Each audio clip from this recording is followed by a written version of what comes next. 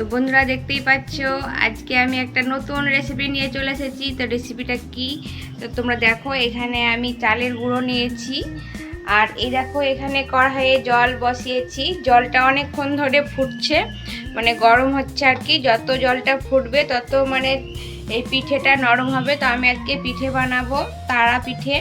তো দেখো এবার চালের গুঁড়োটা এই জলের মধ্যে আমি দিয়ে দিচ্ছি। জলটা কিন্তু অনেকক্ষণ ধরে ফোটাতে হবে বন্ধুরা, না যদি না ফোটাও তো পিঠেটা নরম হবে না আর কি। আর এই পিঠেটা ফেটে ফেটে যাবে, ভালো হবে না। যত জল ফুটবে তত পিঠে নরম হবে আর ময়দাটাও বেশ নরম হবে। তো দেখো, তো বন্ধুরা দেখতেই পাচ্ছ আমি এই চালের গুঁড়োটাকে এরকমভাবে মেখে নিয়েছি। তো এটা কিন্তু এখনও মাখা হয়নি, তো ভালো করে এখনও অনেকটা সময় ধরে আমাকে এটা মাখতে হবে। তো আমি ব্যাক ক্যামেরার সাহায্যে এটাকে ভালো করে মেখে নেব। তো বন্ধুরা দেখতেই পাচ্ছ আমি দেখো কত সুন্দর করে এটাকে মেখে নিয়েছি। এবার এটাকে আমি একটা ন্যাকড়ার সাহায্যে ঢেকে রাখবো। যদি না ঢেকে রাখি বন্ধুরা তো এটা শক্ত হয়ে যাবে। তো এরকমভাবে একটু ঢেকে রাখলাম, ঠিক আছে, কিছুক্ষণ ঢেকে রাখবো।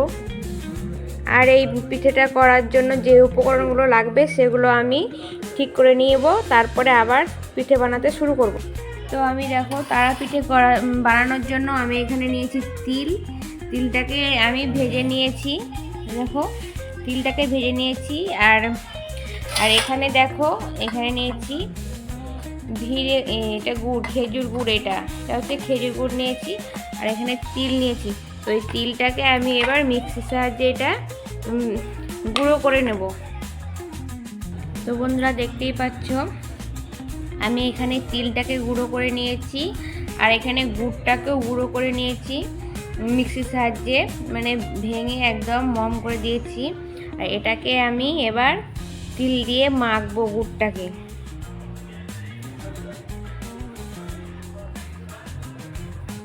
পুরো তিলটাকে গুঁড়োর সাথে মেখে নেব।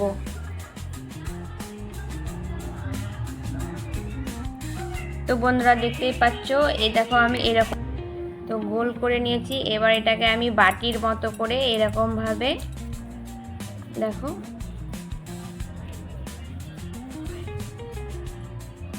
এই দেখো বাটির মতো করে নিলাম। এবার আমি এখানে যে গুড় আর যে মানে তিলটাকে গুঁড়ো করে নিয়েছিলাম, মেখে নিয়েছিলাম, সেটাকে আমি এর মধ্যে দিয়ে দিলাম। দেওয়ার পর এইটাকে আস্তে আস্তে মুখটাকে এরকমভাবে বন্ধ করে দিলাম। বন্ধ করার পরে দেখো এরকমভাবে গোল করে নিলাম। গোল করার পর আমি এরকমভাবে সেটাকে ডিজাইন করে নিলাম তারার মতো করে।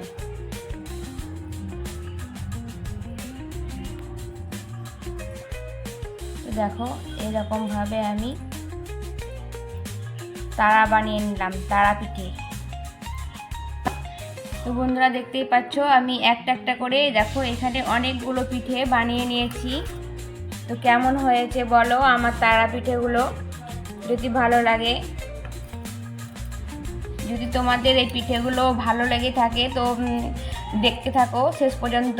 এখনও শেষ হয়নি, তো এখনও অনেক কিছু বাকি আছে, তো সঙ্গে থাকো, দেখতে থাকো। বন্ধুরা দেখতেই পাচ্ছ আমি এই পিঠেগুলোকে কি সুন্দর করে বানিয়ে ফেলেছি।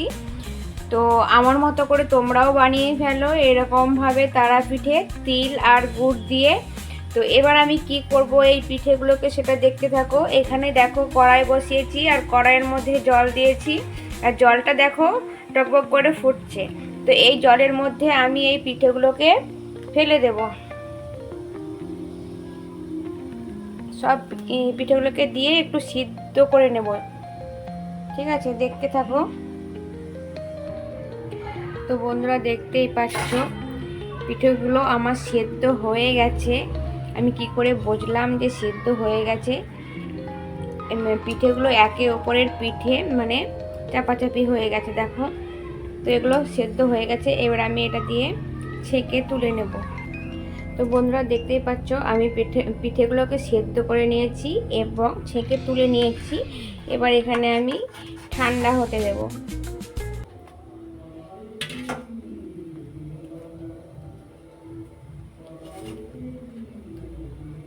তো কিছুক্ষণ এখানে আমি ঠান্ডা হতে দেবো, বুঝেছো? তারপরে দেখো আমি এটাকে আমি কি করি। বন্ধুরা এবার আমি যেগুলোকে সিদ্ধ করলাম, যে পিঠেগুলোকে তারা পিঠেগুলোকে সিদ্ধ করেছি জল দিয়ে, তো এই সিদ্ধ করা পিঠেগুলোকে আমি এবার ভেজে নেব। দেখো কড়াইয়ের মধ্যে তেল দিয়েছি, আমি ভাজবো।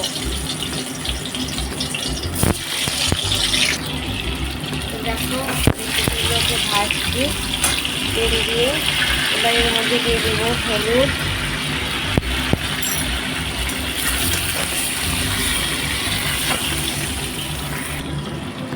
তো এবার দিচ্ছি লবণ, আর দিচ্ছি দেখো আদা বাটা আর জিরে বাটা, লঙ্কা বাটা, যেহেতু নিরামিষ তার জন্য।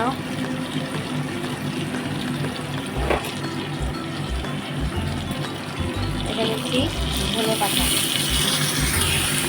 সবগুলোকে দিয়ে একসাথে খুব ভাজবো।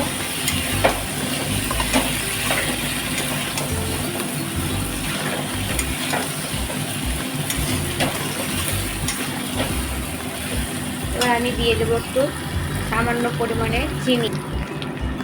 দেখো চিনি দিয়ে দিলাম পরিমাণ মতো। সবগুলো দিয়ে একসাথে ভালো করে ভেজে নেব।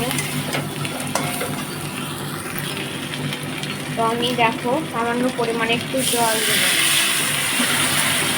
জল দিলাম,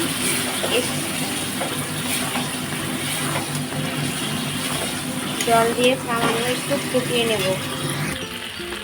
তো বন্ধুরা দেখতেই পাচ্ছ পিঠেগুলো সব ভাজা আমার হয়ে গেছে।